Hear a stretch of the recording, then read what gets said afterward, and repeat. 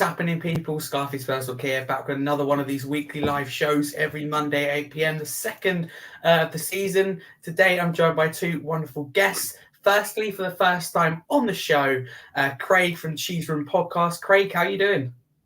I'm fantastic, thanks, Harry, and thanks for having me on. It's great to be on your show. I've been watching your sort of progress over the last few months and the traction that you've been gaining on social media. So it's good to come on. I'm excited to talk everything Spurs at what is an unbelievably exciting time for Tottenham fans, I think, at the moment. Yeah, it certainly is, Craig. I look forward to diving deeper in that. It's a pleasure to have you on. Ben, on the show once again. It's great to have you back. So firstly, how have you been? Secondly, talk to me about your new channel that you've recently started. No, yeah, thanks for having me on again, Harry. To tell people, I've started my own channel called Bateman Talks Tottenham. Basically, me and my dad will be on doing things like transfer updates, press conference reactions, match day vlogs, and all things Tottenham as well. I'm sure you'll make an appearance at some point, Harry, as well. If you have me on, that would be fantastic. So yeah, go subscribe to Ben. The show's up and running at the moment, isn't it? You've created it. Yes. Yeah. Another Fantastic. video out tomorrow should be. Okay, go video out tomorrow. Fantastic. Right, it's great to both have you on. Like I always say, if you are new to the channel, don't forget to smash the subscribe button. Recently, we have hit 1K, so thank you very much for that. And also if you like the stream, up to you, leave a like and get involved in the comments, because you reminder, if you are listening live on YouTube Monday night, we will go through your comments. And also a reminder, if you're listening after on podcast platforms such as Spotify, to give us a follow and 5-star review. That'd be massively appreciated. You know, people also listen on there. So let's crack into today's show.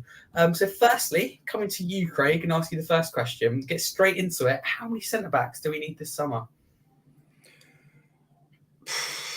It's a controversial question, seemingly, if you take social media. Yes. But I think, for me, I think 2 centre-backs would be ideal. That said, it's reliant on outgoings. And as much as that frustrates people, and they say, oh, well, you know, we need to get 2 centre-backs, we need 2 centre-backs. We absolutely need 2 centre-backs, but we need suitors for those centre-backs in our squad that we don't think are going to be part of the squad this summer. So you could go all out and you could be crazy and say, well, 3 would be utopia. And I think it would be to get 3. Realistically, 2 would be great. Where will we end up? I'll probably think we'll end up with maybe 1, potentially 1. I think we'll get 1 rather than the 2. 2 would be great, but I think it would definitely 1, hopefully 2. Yeah, okay. Thank you, Craig. It's an interesting one. Like you said, it has been a controversial question with lots of different opinions on it. So, Ben, where do you stand with the centre-back situation? How many centre-backs do you think we need this summer, realistically? I think in terms of need, we need at least 2, I would say. But like Craig said, it's very dependent on outgoings, partly because of wages and numbers in the squad. The ideal would be 3. But I'll be honest, I can only see it being 2, with one of probably Van der Ven or Tapsoba, and then someone like Longley or Tosin Adarabioyo. Yeah. I'll be honest, I'm not that keen on Longley coming back, but we'll see what happens. Yeah, we shall. Thank you. We shall see what happens. I forgot to announce we have got Pav from Paxton Road TV joining us. She's running a little bit late, but she will be joining us however long that may be. So, yeah. Looking forward to having her on later. But Ben, coming back to you, because obviously linked to that question, is it for you Tapsoba or Van der Ven, or can we potentially go for both, or do you think that's just unrealistic? I don't think going for both is unrealistic. Asking people in the club, they might say otherwise.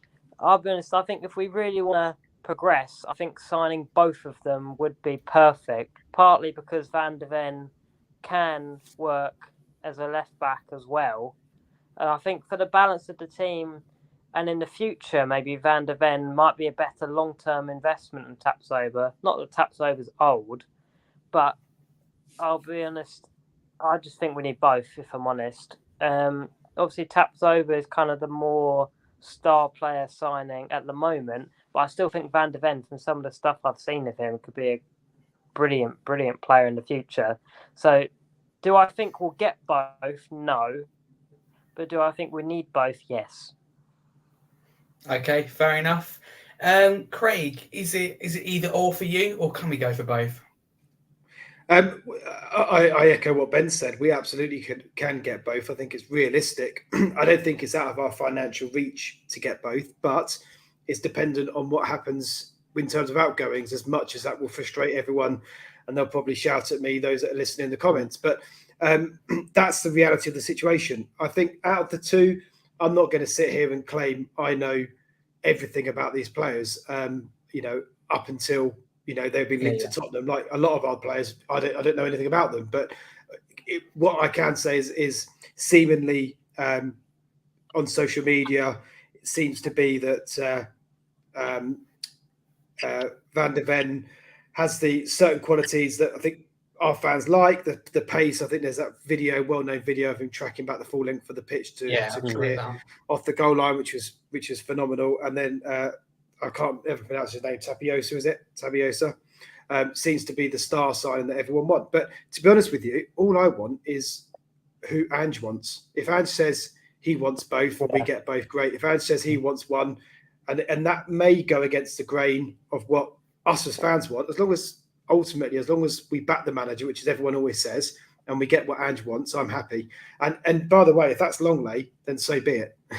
if Ange says Longley has the qualities of a defender that I want, and he's better than the options I've got now, bring him back to the club. Yeah, I couldn't agree more, Craig. And I think a lot of people echo what you're saying there. Big up to Adam, who's tuning in from Canada. That's a new one. So, interesting. So thank you very much, Adam, for tuning in. Keep going with the comments, because if you are listening live on YouTube, we will read them out. So, Craig, coming back to you, because we've talked about already a lot about both of them. If you could choose one, forgetting the financial costs, if you could choose between the two, I think Tapsoba is a bigger name. I think will probably be a bigger price tag, but some people would rather Van de Ven and think he'd be able to partner Romero better. So, obviously I can relate to what you said about not knowing a lot about the players until they're linked with us. And for what you've heard and seen, is there one that you're slightly leaning towards?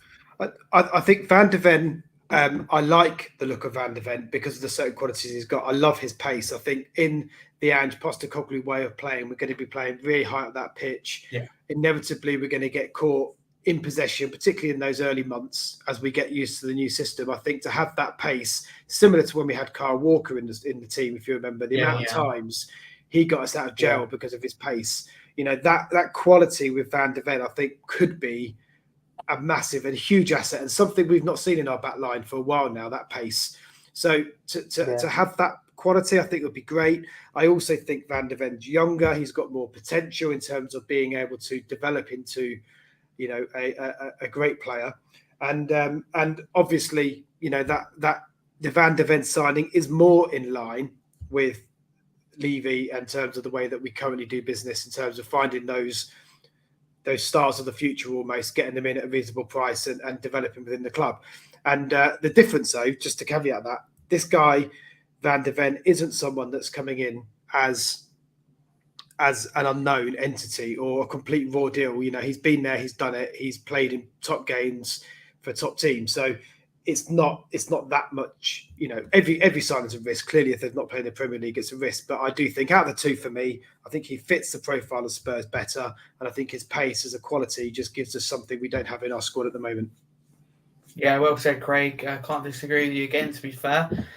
Ben, are you with Craig? You slightly lean towards Van de Ven. From what you were saying, it certainly sounds like that way. Am I right? Yeah, I probably would. But I think the left-footedness helps as well. But particularly, like you were saying, Craig, with the pace that's going to be necessary with Ange's system and the possible capabilities for him to slot in at left-back if necessary, if we signed another centre-half as well. I think he would probably be my number one pick, but I can't say I know every little detail to have a fully expert opinion. But I would probably pick him if we can get it for a decent price. Although we have the finances to pay a pretty good price for both parties anyway. But you know what Spurs are like. We'll always try and get the cheapest deal possible, which you can't blame the club for. But there are some cases where we do muck around with a little bit of a difference in price, and then we miss out on players, which I just feel we need to avoid doing in the future. Yeah, I do sense though, if I was a betting man, I would put money on one of those two, probably Van de Ven and Longley will be the two that will come in, I think. Yeah. That's more realistic, I think, and more affordable, perhaps. So, yeah, and I completely agree with you. Before we get to the match day ticket increase, which has been a hot topic the last few days, so people who are watching and want to hear Craig and Ben's opinion about this, our opinion on it, then keep staying tuned. We'll get to that. But firstly, the last thing on the centre-back situation, now focusing on going out the door, because Craig highlights how important that is, because you don't want to be ended up with 6, 7, or maybe even 8 centre-backs, and be in a potentially financially difficult situation, but more the squad players. At the moment, I believe that when Solomon comes in, I think it's 33. So obviously you will need players going out the door. So centre-backs we've got here, going to read them out. We've got Romero, we've got Dyer, we've got Sanchez, we've got Rodon, we've got Tanganga. Some people may count the likes of Davis as well. So Ben, for you first, who has to leave the club out of them? All of them but Romero, if I'm honest, would be the ideal. Obviously, that's never going to happen in one window. But if I'm brutally honest, the only one I deem good enough is Romero. I think Dyer will stay, as much as I'm not that sold on the idea of that happening. I think he will stay this year and probably go as a free agent the next summer. But yeah, I think Sanchez will probably go. And I don't know about Tanganga and Rodon, who probably either be sold or get loans. Yeah, probably, because in that case, it looks like if we get rid of all of them, I don't know how much we'll be able to raise them, because like you said, some may be that they go out on loan, or maybe even some contracts may be terminated, you don't know. But we may need more than 2 centre-backs, because that only mean that we have 3. One gets injured, that is a potential problem. And being, if we're going to take Cup seriously as well. So, Craig, realistically, out of all the centre-backs there, who would you keep alongside the obvious one, Romero? Yeah, Romero obviously stays. I think Tanganga needs to go. I think he's stale at Tottenham now. His development is just stumped. Whatever reason, lack of game time, injuries, bad luck, etc. He is a player that needs to go. I think if we was in European competitions next year, I think that one would be more of a question mark, because he's homegrown and everything else that comes with that. But we're not. It's not an issue for us in our squad composition. So I think Tanganga needs to probably leave. Whether we can find a club to buy him or take him is the question there. But it's a shame, because I actually think Tanganga shows such promise in his early days when he made his debut into the first team. He's just not been able to build on that. So I think he's one to go. Joe Rodon has to go as well, in my opinion. Again, same issue is who takes him and where does he go and what sort of fee do we get? Let's be honest, he didn't have the best of loans over in France, did he? With Nice. He started strong, then he had them 2 red cards in 2 consecutive games, and then I think it sort of went a bit downhill after that for him. But yeah, they're the 2 that would go. So I guess that leaves Dyer as one to stay. Yeah, there you go. That's fair enough. Let us know, guys, if you are, like I said, watching live on YouTube, which will be Monday night, 8 p.m. Do get involved in the comments. But if not, if you are listening after on Spotify, like I said, don't give us a follow and 5-star review. We appreciate you tuning in. Jay says on the centre-back situation, before we move on, I don't really know who to decide. I want out of Tapsoba or Van de Ven. Tapsoba is top on the list, but now Wolfsburg demands it 45 million. Oh, that's interesting. That could make it difficult if they do hold out for 45 million. I did think that Van de Ven would be the cheaper option, but who knows now? So that is definitely an interesting one. But moving on to focus on what I have said, and there's lots of people waiting for this, I know, the match day ticket price increase. So firstly, Craig, what do you make of it? And can you understand the reaction that it's got? And do you think it should be reversed? Really good questions. Firstly, I think that the ticket price increase is scandalous. In the same season when you've publicly frozen season ticket holders' prices, and I've benefited from that, understandably. But when you've frozen those tickets, you can't then go out and penalise the casual match goer by upping prices in the way that they have. It has made games unaffordable now. It was already unaffordable for a lot of people. It's now made that even greater. So I'm really upset that they've done it. I'm more upset with the way the club didn't announce it. They tried to hide it for the back door. I think that's just an absolute PR mess up. I was going to swear, apologies, Harry. It's an actual PR disaster from the club yet again. And this is where ENIC and Levy don't do themselves any favours, because they continuously go from gaff to gaff and make decisions and do things that just absolutely undermine any of the good work they may or may not be doing alongside it. So really upset with the price increase. Do I think they should reverse it? Yes.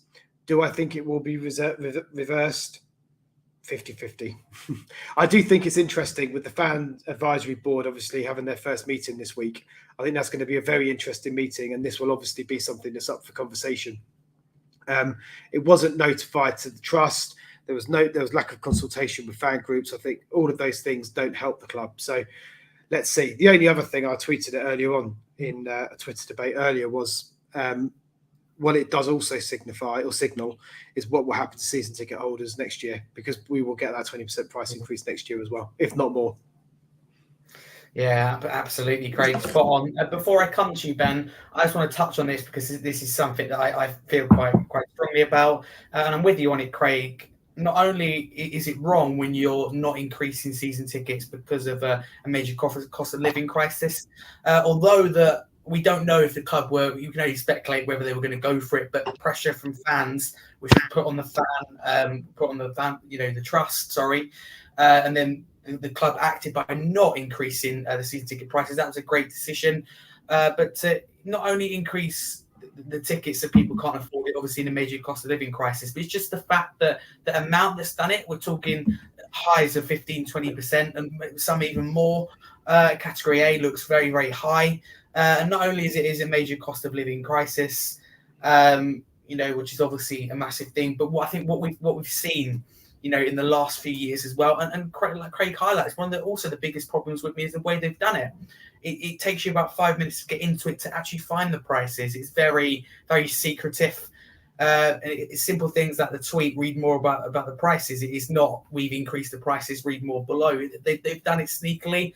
And also the problem I have with it is that, that fan advertising board, like you said, the meeting is next week. Could they have not waited till next week and got their opinion of that member? I think there's no point launching a fan advertising board and you're making decisions without their opinion. So I don't like the way that the club have gone about this, and I hope it will be reversed. It all depends on how much pressure the trust put on. By the trust reaction, they don't seem surprised. They're disappointed, but they don't seem surprised. I hate to say it, but I don't think they're going to put that much pressure on the club, and I think that it won't be reversed. Obviously, it should be. I don't think Tottenham are the only club to do it, but sadly, slowly, fans are being pushed out of the game. So money is a big problem, but it's just the way we've gone about it as well as a problem for me. What do you make of that?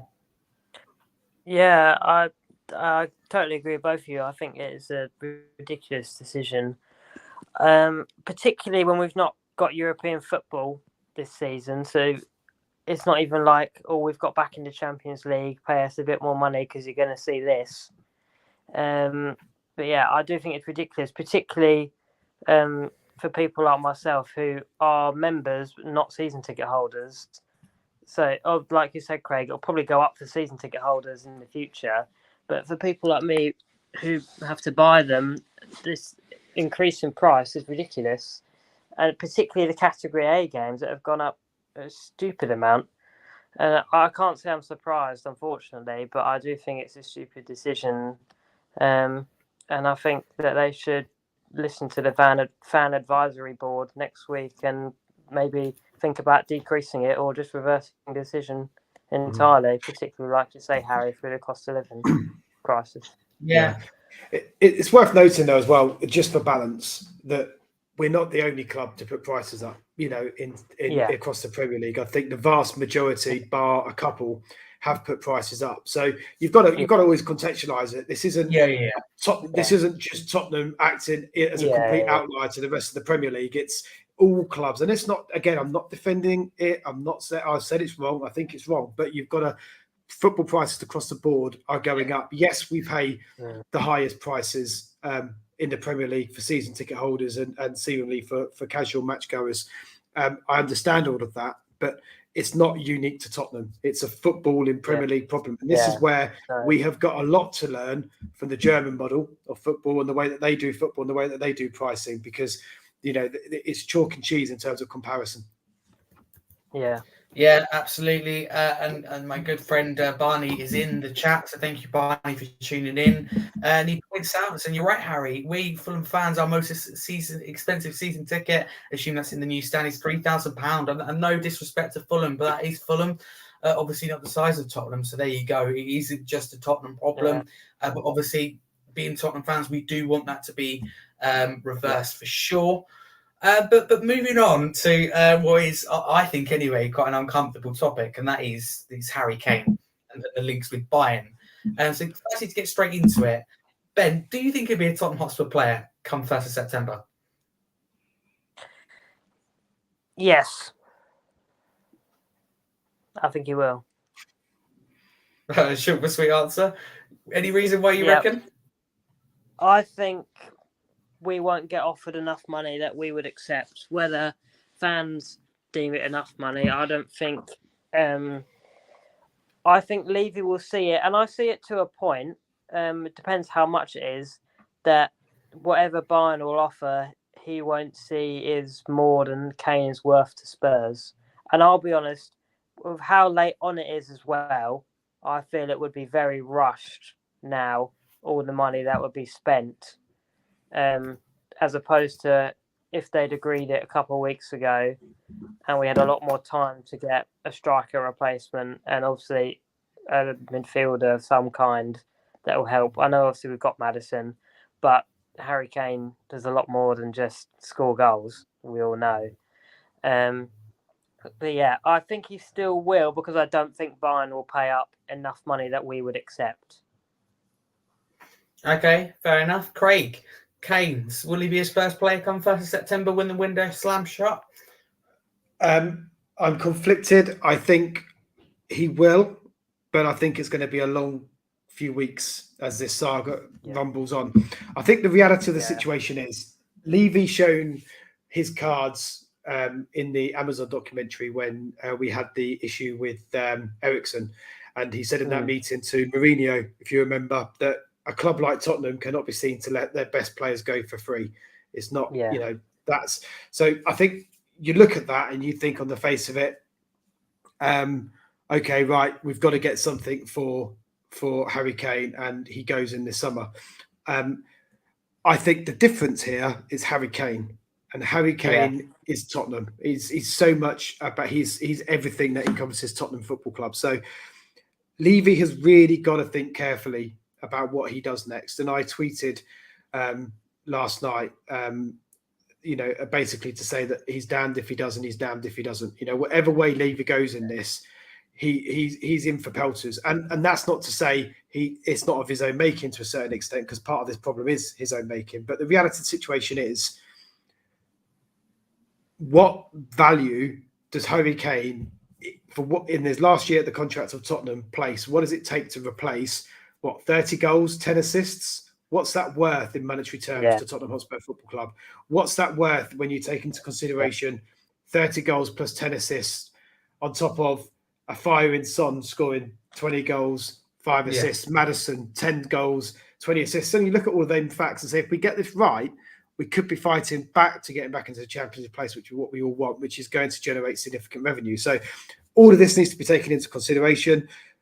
Will Levy sell him? My suspicion is that Bayern won't put up the money that it needs to get him out, which I think will be that £100 million figure, give or take. I also think that Levy will take the chances, get him to stay for next season, and do our utmost to try and get him to sign a new contract. And I think the optics are different as well. So if Levy sells Kane this summer, Levy is what will be labelled upon Levy and the club is money driven. We're doing it, taking it to get the 100 million, and etc. If we keep him and we say, do you know what? It's not about the 100 million. He's part of Tottenham Hotspur Football Club. We want him to be a success. We want him to be a success here at Tottenham, and we think he can help us deliver that. And at the end of next season, with a bumper contract which is going to be offered, Kane decides to leave. The optics are different. It's not Levy making that decision. It's Kane making that decision. And ultimately, that's where I think Postecoglou said it in the press conference today, which I'm sure we'll get onto. He said that he is adamant and sure that Kane wants the same thing we all want, which is Spurs to be successful. I'm sure of it. So, if Kane can see that we are making progress, we're on a different path. He said last season, Kane, didn't he, in his interview, he wanted to be part of the culture change that's needed at Tottenham. Yeah. So now's the time for Kane to come back and to front that. If that's what he wants and that's what he wants to be a part of, he can do it next season. See how the season goes. He'll have a bumper contract on the table. Realistically, it probably needs to be signed by January, and then we'll go from there. But so, like Ben, to cut a long rambling monologue, but I expect him to be on that plane to Australia, which will be the key thing for me. If he's on that plane to Australia, he's staying. Yeah, it's a good sign. Yeah, it should be. I think he's reported to be returning some point midweek to training. Again, that's another good sign. Whereas not being money last year, there was a few problems around that, whether it was true or not. We'll definitely get on to Postecoglou's first press conference. Again, that's a big talking point today. Before we move on from the Harry Kane situation, I want to know from both of you. Firstly, you, Ben. If I said to you 100 million for Kane this summer, 100 million, would you accept it? And Kane leaves for 100 million, or would you say no? Kane's too valuable. It's so difficult, really. It's so difficult to say. It's literally like splitting hairs, yes or no. I can't decide, I'll be honest. I guess, yeah, it's such a difficult decision. Depends how long it takes them to give that money. If they said it tomorrow, I don't know. I still might be inclined to say no. But if it was like a couple of weeks later, I definitely wouldn't because of the time left in the window. But I still don't think I would. I still think you'd need a bit more. Ben, if you took the emotion out of it for a second, so I think Harry Barney's listening, isn't he? He's a Fulham fan. It might be interesting to get his view on this. Take the emotion out of it for a second. We're Tottenham fans. Ultimately, we love Kane. We don't want him to go. But what is best for Tottenham Hotspur Football Club, in your opinion? Is it take 100 million for Harry Kane or get another season out of him? I think the less risky thing in some situations is take the 100 million. I think you'll see we all prey on the fact we can convince him to get a new deal. But the problem is if we can't, and if we have a bad season and we can't, then he doesn't stay. Then we'll be kicking ourselves. He didn't take the 100 million. So to be honest, I might take the 100 million if you put it that way. But it's so difficult when you think of all the different variables to think about. Yeah, no, exactly. Craig, firstly, if I said to you 100 million for Kane, would you keep or sell? I would 100 million for Kane. I would probably 100 million one-off payment on the table. I'll take it. I think if Kane made it clear that he's got no intention of signing a new contract or any possibility, if he gives an indication and says, I'm potentially buying into this project, I want to look to sign a new contract, then I'll probably turn it down and do our best to convince him to stay. But if he makes it absolutely clear when he returns, he's done, that's it, he's going to see the season out and go on a free, you have to take the money. No, fair enough. Barney says, you're keen to get his opinion, Craig. If he stays, he'd be the best player you have. However, I'd take the money because Barney says it's too risky to lose him on a free. So there you go. Joining us now is Pav from Paxton Road TV. Better late than never, I suppose. But Pav, how are you doing? How you doing? I'm good. How are you guys? You guys okay? Yeah, Really good. All Thanks, good. Pav. Good to see you again. yeah, all good, all good. So Pav, before we move on from the Kane topic, I want to know, I'm going to put you on the spot as you've just joined here. That's for being late. Would you take 100 million for Kane, keep or sell? Do you know what? I'd take him, but only if he is 100% certain that he wants to leave the club. If he's got that 50-50, then no. If there is any possibility that he could sway his decision and stay, then I won't take it. But if he's 100% no, I want to go, that's it, I'm done with Spurs now, then I'd take it. As much as I don't want him to go, if I was to put myself in Levy's shoes, then yeah, I'd say yeah. Would you? Okay, fair enough. Before we move on to the next topic, I've got some, maybe not massive, but still regarding Spurs, some breaking news this evening. That's to do with Davinson Sanchez. Tweet from Fabrizio Romano 5 minutes ago saying Galatasaray have sent verbal proposal for Tottenham for Davinson Sanchez. It's been confirmed. Understand proposal is around 9 million euros, 9. And Sanchez also has 2 or 3 more clubs now keen on signing him, and Spurs are very prepared to let him leave. Up to the player. So coming back to you, Pav, what do you make of this? Do you think it's Sanchez must move on now? Yeah, bye-bye. he needs to go. I can't lie. I'm done with the guy. As much as it was horrible to see the abuse he was getting after that game last season, I think his time is up. I just don't think he's the right player for us, and I think he will do so much better at another club. That's not our Spurs, so I'll take that. Yeah, okay, fair enough. Craig, what do you make of the news this evening regarding Davinson Sanchez? That fee being around 9 million euros. Is it less than you thought? No, I think to be honest with you, we just got to take whatever we can get for him. To be honest, the highest bidder, and if that's Galatasaray, then so be it. Yeah, good. I feel for Sanchez. I think as Parv's just said, the booing last season was out of order in my opinion. Against any of our players living that way, but he's professional. He carried on. He got his head down. He knuckled down. He always tries his best. Unfortunately, it's just not good enough for Tottenham Hotspur Football Club now. So yeah, good luck to the guy. Wish him the best. Sooner he can leave, the better for everyone. Fair enough. Ben, do you agree?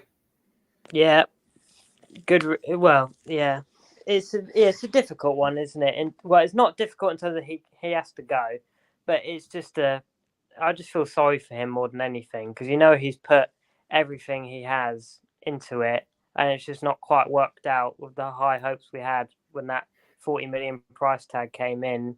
We all hoped he could be the next big thing, but obviously it's not turned out that way. And I wish him luck in the future. I think we're doing well to get as big a fee as that, unfortunately. We're just doing well to get a fee, if I'm honest. So I think I'm behind that move, and I wish him well for the future. Yeah, okay, fair enough. So focusing more on our transfer window generally, Craig, going to come to you first. So this is a difficult one that I got absolute powers for. So rating our transfer window out of 10 so far, and how this works is people fail to understand when I gave my higher rating, which I'll explain at the end, that that's not the rating if the window slams shut tonight. That's based on how long the window's been open and what we've achieved in that amount of time. So Craig, our transfer window so far, I mean, let's recap. Signing Kulusevski and Porro permanently, I think that's crucial. Solomon looks like the latest addition. You obviously got Maddison, and you got that goalkeeper in Vicario. So what do you make of it so far? And if you could rate it out of 10, that'd be massively appreciated. I'm going to get attacked on social media here, aren't I? Again today for the second time. But I'm going to go for 7 out of 10. And the reason being, I think Maddison is a phenomenal signing for Tottenham Hotspur Football Club. Honestly, to get him in the way we did, to take him, whilst Newcastle were seemingly interested, I think it's a really great coup for the club. I think he adds something that we've needed since Eriksen left. So I think to finally get a player with that quality in that position was really good. We've done very early on the long-term successor to Hugo Lloris, which we all know is a player that will probably go this summer, and his great servant to the club, but his time is up. So to get those two key positions in is so early on in the window, before they're even due to come into training, they'll both turn up this week, is a real great achievement by this club, judging by historical standards in the transfer window, when normally we do things ever so late. So to tie down the two players as you described, I think is critical. It was inevitable anyway. It's always going to happen. So I don't really rate too much kudos on that. But certainly the start that we've made, 7 out of 10. Well done, Tottenham Hotspur Football Club. Go and finish the job. Yeah, agreed. Well said, Craig. I certainly agree with you there. Pav, what do you make of our transfer window so far? And you can rate it out of 10. I agree with Craig. I'm going to give it a 7 out of 10 as well. The Maddison signing was wicked. I mean, to think about how much we were chasing him beforehand when he was at Norwich, and then to finally get him, it is a wicked signing. Signing Kulusevski and Porro on a permanent basis is crucial, and we've done that. And they are part of our team, and they are going to be crucial players, so I'm very excited for them to get back into that team. And then the goalkeeper as well, as I said before, I didn't know much about him, but he looks like an exciting prospect, so it is very exciting to see what he does and what he can show us, and we can get a rough idea in pre-season. But 7 out of 10, and hopefully we can make more signings to up that rating. Let's hope so. Thank you, Pav. Ben, where do you feel about this? Have we got another 7 out of 10, or we got something different? Yeah, I'm going to be boring and agree with 7 out of 10. I would say if it hadn't been for Maddison, I wouldn't be that impressed so far. However, I agree with both of you. That's an amazing signing. And when we've been chasing for years, it feels like we've been interested in Maddison for a decade. The links that come around every summer, even before he joined Leicester, and to finally get him through the door feels like a massive statement signing. And we've got to give credit to the board for getting them in early enough for them to be on the pre-season tour, because that's been overlooked by them in the past. And we've had people come in late, like Craig said, and take a lot longer to bed in with the team. So I think we've got to give the board credit for that. And hopefully they can get on and at least get a centre-back in this week, hopefully. And hopefully one, well, it'd be nice to get two, but I don't think that's realistic at this point. But I think we've got to at least get one in before the tour, ideally. Yeah, okay, fair enough. There you go. Got 3 7 out of 10s.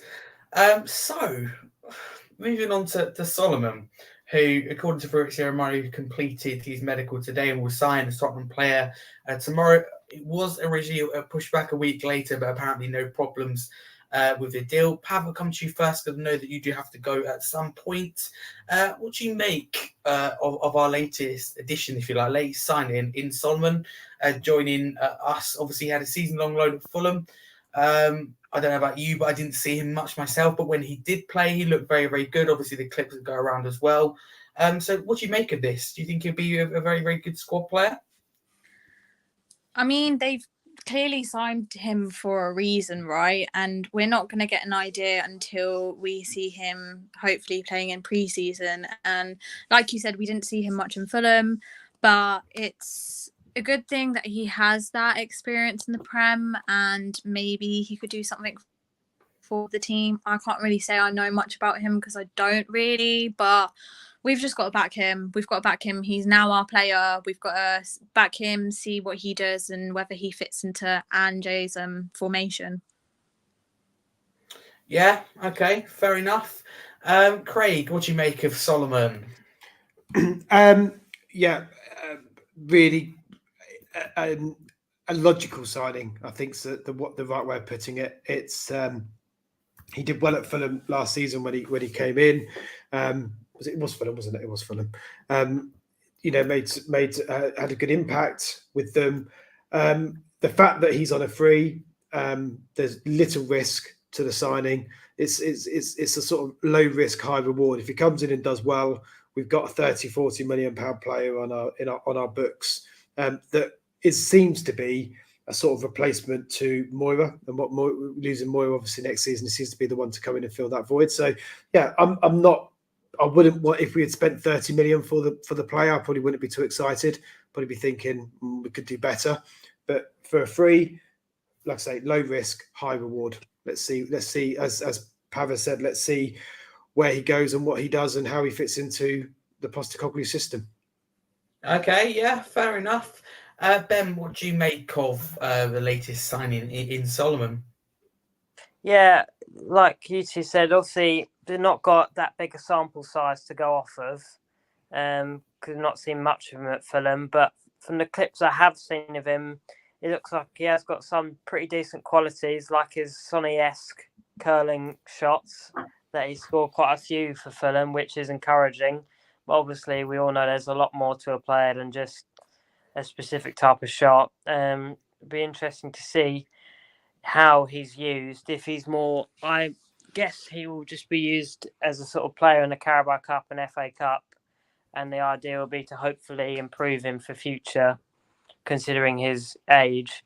And yeah, it will be good to see him in pre-season, to get him tested with the other players around him and to see what he's really made of with some high-quality teammates around him. Yeah, absolutely. I think there's only one man that we can get an opinion on this, and this is Fulham fan Barney. This is what he has to say about Solomon. Obviously, having the privilege to watch him last season, he says very good for us. Good shot on him. Saw a lot of him as a Fulham fan. Thought he didn't start much. He came from the bench and did provide crucial goals. And he completely agrees with you here. He says exactly those, Ben. I don't know if anyone saw, but yes, a couple of days ago, I did do a big new video on Solomon after spending some time researching him. And obviously from Shakhtar Donetsk, he had a season-long loan with Fulham. We are set to play that pre-season friendly against Shakhtar very, very shortly before we get underway for the season. But I think Shakhtar perhaps have made a mistake with this, because they say that they invested significant money in Solomon they can't afford to lose, and that they'll be prepared to take Tottenham to court over it, but they believe that they can find an agreement with Tottenham. But so there was hints that perhaps won't go through until the evening of the game, but it looks like it's going through now. So I don't know, will that friendly still go ahead?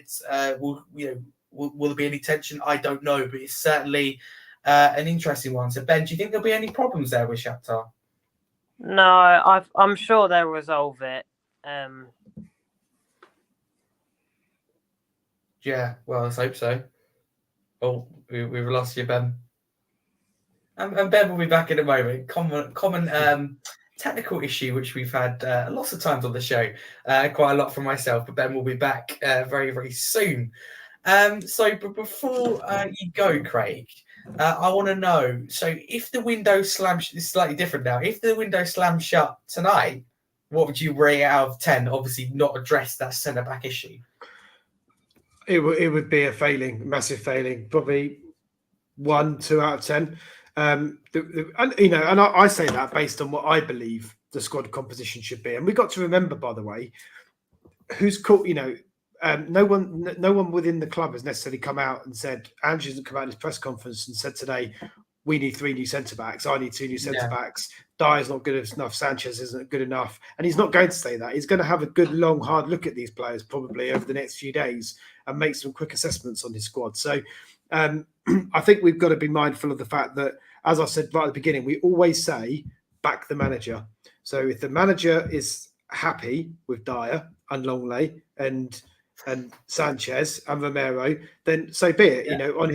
On his head, it may all fall. But assuming that everyone in the club is united that we need a new centre back, I think we've got to see at least, as I said before, 2 come in to make it a good window.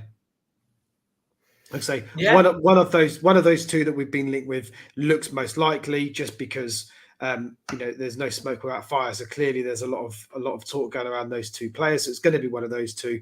And as I said before, I really believe it'll be Longley will be the second. Yeah, okay, thank you, Craig.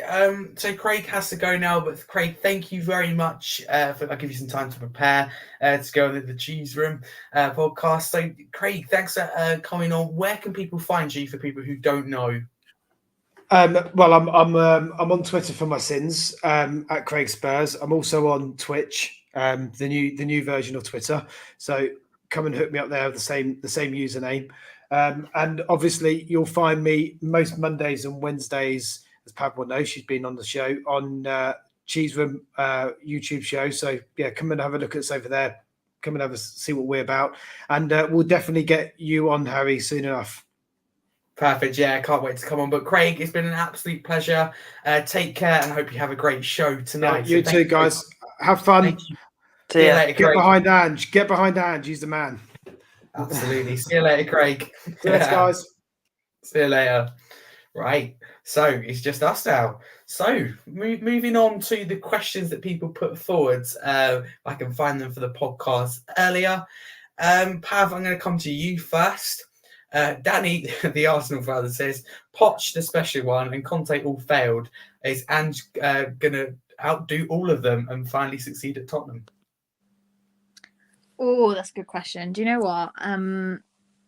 From what I've seen at the moment, I have high hopes that he will, but we're not going to be able to judge it until the season starts. To be honest, we're not going to be able to, hold our hands up and say, yeah, he's the one who's going to do it. But watching his press conference today, he has given me high hopes. I can just see that, what he's done at Celtic with the rebuild, and I can see in his thought process as well that he knows that Spurs need a rebuild as well, and that is probably that his thought process is, rebuild Spurs and then get them where they should be and grow and start to build up the quality squad that we need. And I think that he's doing that in comparison to Conte, who was just in there for we're going to get a trophy in a year, and that just didn't work and his tactics didn't work. But I feel like Ange's formation and his tactics could potentially work, but pre-season will give us a rough idea, and then obviously bringing on the season, which ain't that long away, we've got couple of weeks or so I'm actually looking forward to it and I have high hopes.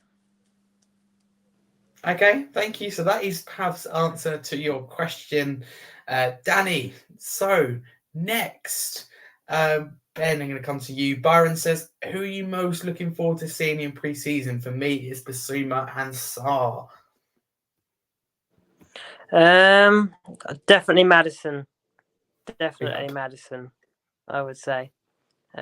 Partly for the reasons of we needed a player like him for so long, and if Harry stays, which God forbid he does, the link up between those two and Maddison and Sonny, I think is going to be frightening for the rest of the Premier League. So I would say definitely Maddison would be my one I'm most excited for.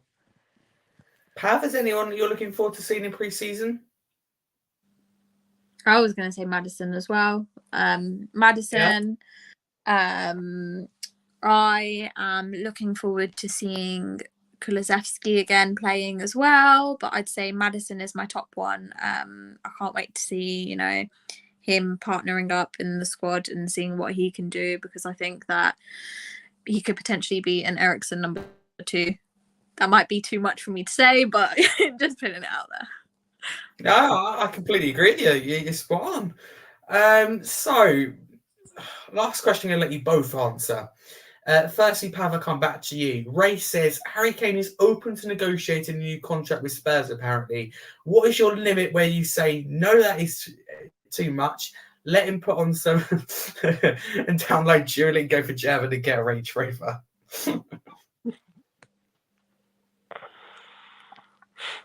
You cut out there. I'm so sorry. I didn't hear anything you just said. Oh, no worries. Yeah, that's fine. My Wi-Fi's bad. So Ray's kind of making a bit of a joke here, but what he's kind of saying is, what's the point where Kane apparently is open to negotiating a new contract with Tottenham? So where do you say, no, that's too much money, and let him go?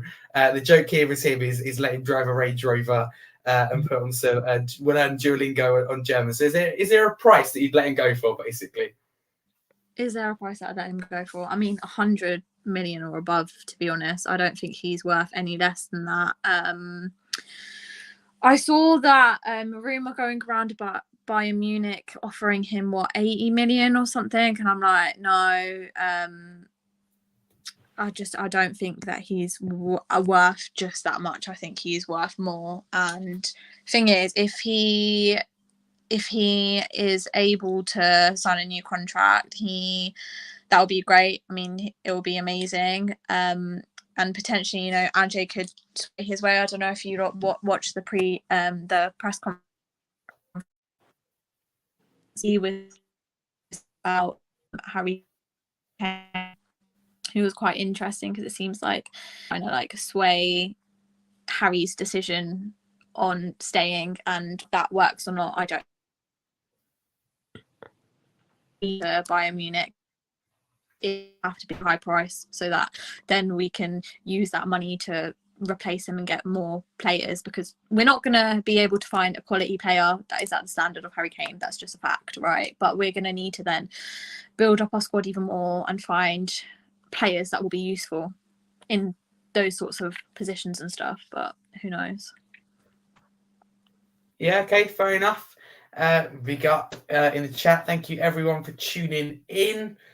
So I think that is pretty much everyone's questions so far. Short but sweet. Ben, actually, I'll ask you, but I know we kind of touched on it. I'm going to ask once again, see if you've changed your mind. If I came in with 100 million for Harry Kane, is it cash in or keep? All paid in one go, by the way. All paid tomorrow morning. Okay, I'll take it then. Then I'll take it. You take it. And do we need a replacement, or should we spend that money wisely in another position? Oh yeah, definitely need a replacement. We need a top striker. Really? Top striker. Okay. Someone like, not that he would come because obviously we don't have European football, but someone like Victor Osimhen, someone of his ilk. I don't think that's going to happen, and I partly say that because I don't believe Richarlison is anywhere near the level of Harry Kane. But yeah, we definitely need someone, in my opinion. Yeah, okay, fair enough. I would take 100 million for Kane, all paid in one go. But I actually, an unpopular opinion is, I don't think that we need a replacement, because we've signed someone for about 60 million in Richarlison, who I think in the right system with game time, I know this is something we clash on, Ben, will absolutely suit. I'd rather spend that money on improving the defense. Let me know in the comments, guys, if you think I'm wrong, if you are listening live on YouTube. But also a reminder, if you to smash the subscribe button. If you are on YouTube, leave a like if you like the stream. Follow us if you are listening after on Spotify, and give us a 5-star review. Let me know what you think about this. I'm very, very keen to know. But I don't think we need a replacement. I'd rather spend that money getting Tapsoba and Van de Ven through the door. I have full faith in Richarlison. Very unpopular opinion. I think he scores you 15, 20 goals in a season. Again, lots of people disagree. Lula says, I believe in Richie, but we'll still buy a striker. Fair enough. I just think we could save ourselves I'll agree with that. Some money. I think we put trust in Richarlison, because it'll be funny, but in this modern market, we're probably going to end up spending all of that money for Kane and get someone that's not half as good as Kane. I think we massively regret that. So if you're going to get that 100 million, you look at this top team right now, which is all of a sudden quite strong in midfield and strong up top, and you look at where it's weak, which is, I think so anyway. Where I look at where it's weak and defense, I think we improved that. Let's have a look at this. Richarlison either going to have a great season or a horrendous one. Well, we shall see. But my prediction is he scores 17 goals next season. But we'll come back to this. So I'm going to ask a stupid little question there then. Ben, how many goals are Richarlison scoring next season? He's going to score 22, and 7 of them will be offside. Right, maths here. How much is that? So a lot less than 22 in the end. But you wouldn't 15. trust him to be the next striker then? No. No? As a rotation, yes. As a first choice, no. I mean, you're 15 goals off the bench. I mean, that's not too bad. I'd love to be proved wrong, though. I'd love to be proved wrong. Well, we shall see if he clipped, Ben. Pav, what do you reckon? Oh, I'm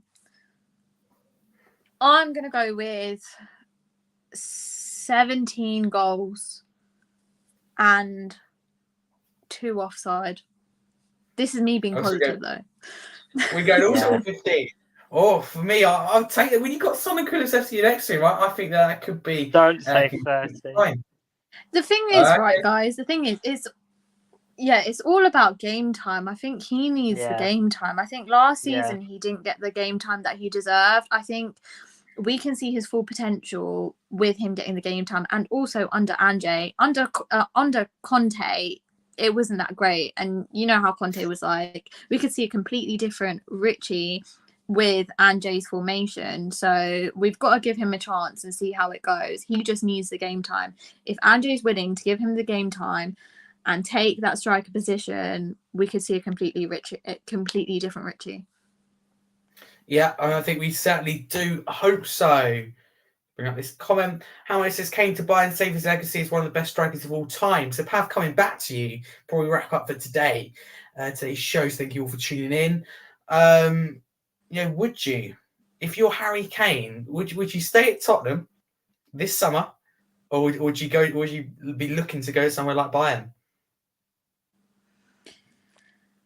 If I was Kane, obviously I'm that type of person that wants to win trophies, but I'd be like, I've been at Spurs for this long. I want to have faith. I want to have faith in Postecoglou, and I want to stay on and see how he goes, right? Yes, he had the hope with the likes of Conte and Jose Mourinho and, having those high hopes because they were these serial winners or whatever, but they done nothing for a club, and they didn't really show that passion and that ability to rebuild. Whereas with Postecoglou, you can clearly see that he's trying to work his way from the bottom to work his way up and, build upon that, because you can't just go straight into a club and be like, right, that's it, guys. We're going to sign a couple of useless players and then win a trophy. That's not what Postecoglou's doing. He is making tactical signings and he is rebuilding. And I think that what Kane needs to do is he needs to look at that and think, okay, Postecoglou is serious. He has that passion, and he's not here for a year. He's not here for 2 years. He has signed a contract for 4 years, I think it is. So he is serious about changing Spurs and, making us a better club and bringing back our ethos. And I think that's what Kane needs to just take into consideration before jumping into anything and signing with Bayern. Because I think what will happen is if he does sign with them, he'll instantly regret it. Yeah, okay, fair enough. Ben, what do you reckon? What do you do if you're Harry Kane? Put aside your bias, obviously, with a club like us who here, with Tottenham. Put it aside. If you're Harry Kane, do you be loyal, stick with Tottenham? For me, actually, before I come to you, I'm going to say that surely there's more motivation and ambition staying at Tottenham, knowing that it's going to be really hard to get that success, to go with Bayern and do what pretty much every other player for Bayern does and win the Bundesliga. Surely it'd be more challenging to do it with Spurs, because we know that he can carry us. And I personally think that over the last few years, this is the most exciting time going into the season that I've ever felt, being honest with you. Yeah. But if you're Harry Kane, what do you do? I'd go at the chance of them winning the Champions League if I was him, and I'd come back in a couple of years. If I'd try and come back to the Premier League in a couple of years. That's what I would think. Lula reckons apparently Kane to PSG, saying he's seeing some stuff that Enrique wants him. And the last question for Thomas from the day. Thomas has got the last question. So, Ben, would you take Kane leaving on a free next year if we won a trophy this season? Yes. Which trophy? Which trophy? Let's be realistic. League Cup or maybe even push to get the FA Cup. Oh, I think I'd still even take it if it's a League Cup. I can't lie. It's not going to be Premier League. Obviously, we're not in Europe next season. It's not going to be the Premier League. We're a long way from challenging for that. Well, exactly, trophy. Yeah, I'll take the trophy. Where'd you stand with this? Oh, I'd take it. I think I'd take it if it was an FA Cup. I'd take it if it was an FA Cup. Because obviously we're not in Europe and we're not going to win the Prem. But if it was an FA Cup, I'd say yeah, I'd take it. Yeah, I completely agree with you both. I'll take this for League Cup, I'll take it for FA Cup, I'll take you for anything, or even maybe even to get to the final of the competition. I think that could also be considered. So that kind of wraps us up for today's show. Massive thanks earlier to Craig from Cheese Room Podcast. Once you're finished here, if you want to go over and check the Cheese Room Podcast, we'll be on there at some point. Please feel free to do so. Could get my words out then. But thank you also to Ben and Pav who've joined me. Pav, your first time on the show, like I said to you, I'm gonna have it in for a while now. Better late than never. So you hope you enjoyed today. So for people who don't know, where can they find you? Okay, so I am on Twitter under PavJo, and if you want to subscribe to our podcast, which is Paxton Road TV, we are on YouTube. Please hit that like and subscribe. Thank you very much. It's great to have you on. I mean, if you'd love to come back, you're absolutely more I'd than love welcome. to, and I promise I'll be on time next time. I want you to count over that. It's been clipped now. But as I said, better late than never. You still turned up. That's the main thing. But it's been great to have you on, Ben. Once again, thank you for coming on. I hope you did enjoy. So, where can people find you, and tell for the people who are still listening where people can find you with you, and also with your new channel and how it's going to work? Yeah, so again, thank you for having me on, Harry. And people can find me on my new channel, Bateman Talks Tottenham, where I'll be doing videos with my dad and just myself, things like transfer updates, press conference reactions, and match day vlogs when the season starts up again. And you can find me on Twitter with that name on the screen right now. And thanks for having me on again, Harry. Absolute pleasure. Who's going to be the first guest you're going to have on? I'm curious. Might be you. That's what we like to hear. That was the answer I was hoping to hear without giving away any hints. That wraps us up for today. So before we finish, thank you everyone who tuned in. Thank you all for your wonderful questions on Twitter this morning and throughout the stream. Thank you very, very much. And thank you for the support with the channel recently. It hit 1K a couple of weeks ago now, a week ago. It's gone very, very quickly. Already on the road to 1.5k, so that is massively appreciated. The shows are back up and running, and I can announce that we've got Crackers on very, very soon, and potentially Lee McQueen, Ricky Sachs, and Chris Cowlin, all within the space of a month, coming very, very soon. So it could be massive for the channel. Yeah, maybe all at once. Who knows? Definitely stay tuned. Also, obviously, we'll have the likes of Brian Daigle and Billy will be back as well at some point with different opinions where they stand with the movement. So thank you all. If you did listen on podcasts, other podcast platforms such as Spotify, don't forget to give us a follow and 5-star review on YouTube, like and subscribe. And see you very soon. I'll see you tomorrow for more content, or next week for the next episode of these weekly live shows. So thank you very much, everyone. But as we always say on this show, come on, you Spurs.